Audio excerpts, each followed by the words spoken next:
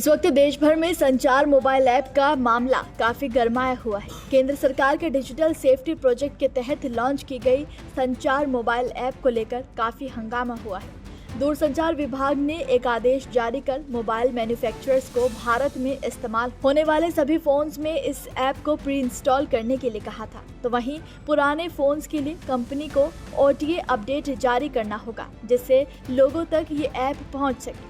जिसके बाद अब इस ऐप पर बवाल मच गया है। विपक्ष ने इसका विरोध करते हुए सरकार पर लोगों की जासूसी करने का आरोप लगाया है। इस मामले पर कांग्रेस सांसद प्रियंका गांधी ने भी विरोध जताते हुए कहा कि ये कदम लोगों की प्राइवेसी पर सीधा हमला है। ये एक जासूसी ऐप है। सरकार हर नागरिक की निगरानी करना चाहती है। So it is a snooping app. I mean, clearly it's ridiculous. Now, where else do they want to, I mean, citizens have their right to privacy. Even all of you must be having a right to privacy to send your own messages to family, friends, without the government looking at everything. It's not just one thing. It's not just snooping on the telephones. It's overall. They are turning this country into a dictatorship in every form. You ask me every day why Parliament is not functioning. It's not functioning because they are refusing to talk about anything. So it's very easy to blame the opposition, but the fact is they are not allowing any discussion on anything, and that is not democracy.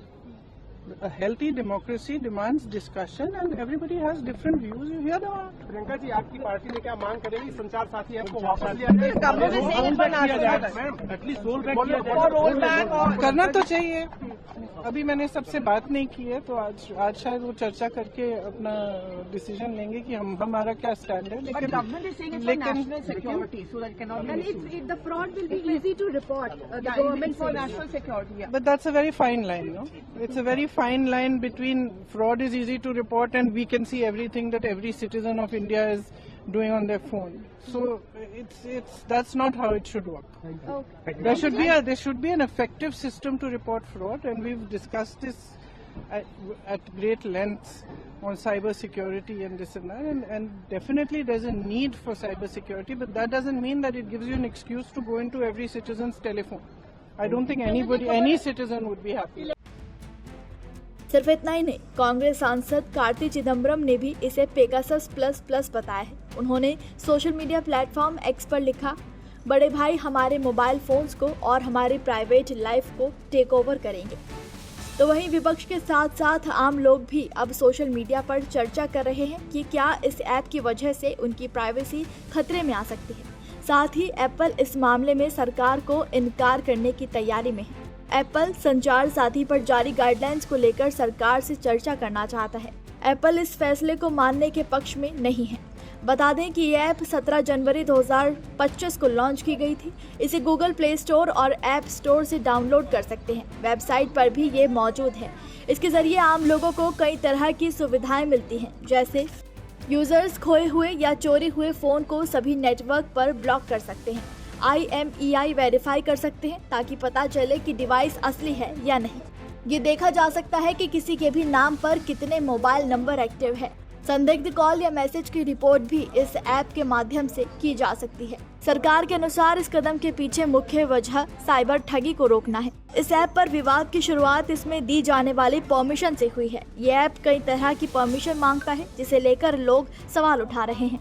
सवाल है कि ये app कौन सी permission मांगता है। तो हम आपको बता दें कि अगर आप इस ऐप को इंस्टॉल करके सिर्फ रजिस्टर करते हैं तो आपके फ़ोन और SMS ऐप्स का एक्सेस लेता है।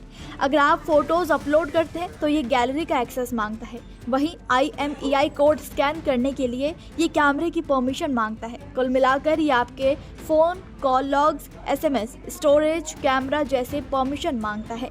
वैसे तो इस तरह की परमिशन कई ऐप्स मांगते हैं। ये ऐप्स के काम करने के लिए ज़रूरी भी होता है, लेकिन संचार ऐप के मामले में आलोचकों का कहना है कि सरकार द्वारा अनिवार्य रूप से इंस्टॉल किया गया ऐप निगरानी का रास्ता खोल सकता है। हालांकि सरकार ने साफ कर दिया है कि ये ऐप मैंडेटरी नहीं है और आप इसे कभी भी डिलीट कर सकते हैं। विवाद बढ़ने पर केंद्रीय मंत्री ज्योतिरादित्य सिंधिया ने सफाई दी है। उन्होंने कहा कि संचार साथी ऐप पूरी तरह से ऑप्शनल है और इसे किसी दूसरे ऐप की तरह ही एक्टिवेट या डीएक्टिवेट किया जा सकता है। उन्होंने बताया कि अगर कोई इसे नहीं रखना चाहता है तो वो ऐप को रिमूव कर सकता है। जब विपक्ष के पास कोई मुद्दा नहीं होता और विपक्ष मुद्दा ढूंढना चाहता है तो विपक्ष की मदद हम नहीं कर सकते। हमारी जिम्मेदारी है उपभोक्ताओं की मदद करने की, हमारी जिम्मेदारी है उपभोक्ताओं की सुरक्षा देखने के लिए। क्या है संचार साथी? संचार साथी एक ऐप है और एक पोर्टल है जिसके आधार पर हर एक उपभोक्ता अपनी सुरक्षा अपने हाथों से कर पाता है। ये जन भागीदारी का एक कदम है। इसमें लोगों को ऑब्जेक्शन नहीं, लोगों को स्वागत करना चाहिए। इसके आधार पर जब आप मोबाइल फोन खरीदते हो, उसके आधार पर IMEI नंबर फेक है कि जेन्युइन है, उसका रिकॉग्निशन आप संचार साथी ऐप के आधार पर कर सकते हो। आज तक संचार साथी पोर्टल के 20 करोड़ डाउनलोड हुए। आगे सिंधिया ने बताया कि संचार साथी ऐप डिवाइस पर जासूसी या कॉल मॉनिटरिंग नहीं कर सकता है।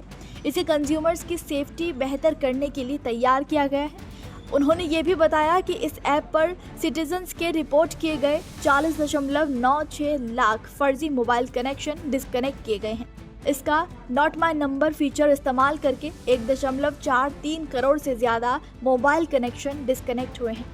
दूरसंचार विभाग ने भी विवाद बढ़ते देख संचार साथी ऐप की सफाई देते हुए अपना बयान जारी किया है। दूरसंचार विभाग ने लिखा, हर मोबाइल उपयोगकर्ता को सशक्त बनाने के लिए बनाया गया है, न कि उन पर नजर रखने के लिए। ये ऐप पूरी तरह से स्वैच्छिक है, उपयोगकर्ता की सहमति के बाद ही सक्रिय होता है और इसे कभी भी हटाया जा सकता है। पारदर्शी उपकरणों, धोखाधड़ी से सुरक्षा सुविधाओं और लाखों चोरी हुए फोनों का पता लगाने के साथ संचार साथी सच्ची जन भागीदारी के माध्यम से डिजिटल सुरक्षा को मजबूत करता रहता है। एक सुरक्षित डिजिटल पारिस्थितिकी तंत्र जागरूक नागरिकों से शुरू होता है और संचार साथी इस यात्रा में सहयोग के लिए मौजूद है। नमस्कार, मैं हूं मानक गुप्ता। अगर आपको हमारा ये वीडियो पसंद आया हो तो इसे लाइक और शेयर जरूर करें और हाँ, हमें सब्सक्राइब और फॉलो करना ना भूलें ताकि आप देश और दुनिया की कोई खबर मिस ना करें। तो जुड़े रहिए हमारे साथ और देखते रहिए News 24।